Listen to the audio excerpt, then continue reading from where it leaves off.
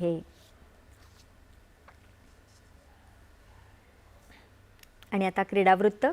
राष्ट्रकुल स्पर्धा 2026 मध्ये 10व्या दिवशी भारतीय खेळाडूंनी दमदार कामगिरी करत पदक तालिकेत थेट 4थ्या स्थानावर झेप घेतली आहे। भारताच्या खात्यात आता 13 सुवर्ण, 17 रौप्य आणि 9 कांस्य अशी एकूण 39 पदकं जमा झाली आहेत। मुष्टियुद्धात भारताने सर्वाधिक 7 सुवर्ण आणि 3 रौप्य अशी एकूण 10 पदकं जिंकली।